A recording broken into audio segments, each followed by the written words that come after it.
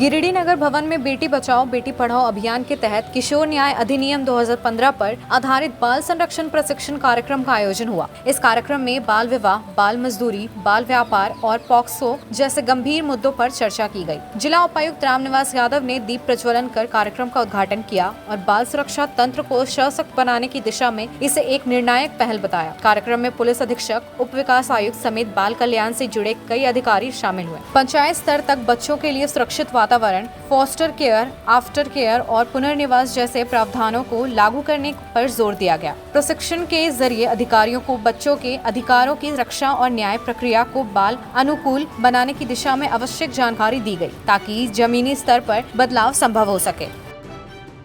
आज जिला प्रशासन की तरफ से एक बेटी बचाओ बेटी पढ़ाओ ये जो आंदोलन है उसके दरमियान एक कार्यशाला का आयोजन नगर भवन में किया गया है। इसका मुख्य उद्देश्य है कि सभी ऑफिसर्स जिसमें सीडीपीओ, सीओ, पीडीओ, एसडीएम्स, उसके साथ साथ पंचायत सचिव, लेडी सुपरवाइजर्स, इन सबको बाल बच्चों के हक के लिए जो हमारे पास लॉज है, जो एक्ट्स है, उनकी सभी को जानकारी देना और प्रैक्टिकल तरीके से हम चीज़ों को बच्चों के हक के संरक्षण कैसे कर पाएंगे, इसके लिए डिस्कशन के फोरम में बात करने के लिए यहाँ पे 4 दिन का कार्यशाला आयोजित किया गया है। इसमें सबसे पहले हम बात करेंगे जुनियर जस्टिस एक्ट का, जिसमें जो बच्चे होते हैं जो लॉ में कॉन्फ्लिक्ट में आ जाते हैं, जो कोई क्रिमिनल एक्टिविटी में फंस जाते हैं, तो उनके वेलफेयर के लिए। दूसरा पॉस्को एक्ट, जिसमें बच्चों का सेक्सुअल एक्सप्लॉयटेशन किया जाता है। तीसरा ह्यूमन ट्रैफिकिंग एक्ट, जिसमें स्पेशली बच्चियों को कहीं डोमेस्टिक वर्क हो या ऑर्गन के लिए ट्रैफिक किया जाता है, कहीं दूर लेके गया जाता है अपने परिवार से।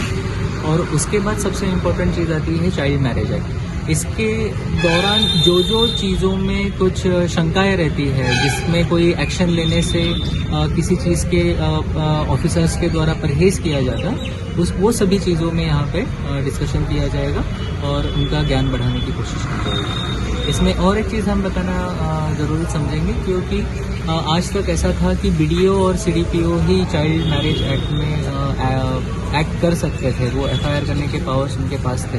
परंतु अभी सुप्रीम कोर्ट का जजमेंट और 2023 का जो हमारे स्टेट गवर्नमेंट का एक नोटिफिकेशन आया है, जिसमें पंचायत सचिव, मुखिया, उसके साथ साथ लेडी सुपरवाइजर को भी ये जिम्मेदारी दी गई है। जो एजुकेशन डिपार्टमेंट के भी जो एडीपीओ रहते हैं, स्कूल प्रिंसिपल्स रहते हैं, मुख्याध्यापक रहते हैं, वो भी इस बाल विवाह के केस में एफआईआर दर्ज कर सकते हैं। तो इन्हीं सभी चीज़ों के डिस्कशन के लिए ये कार्यशाला आयोजित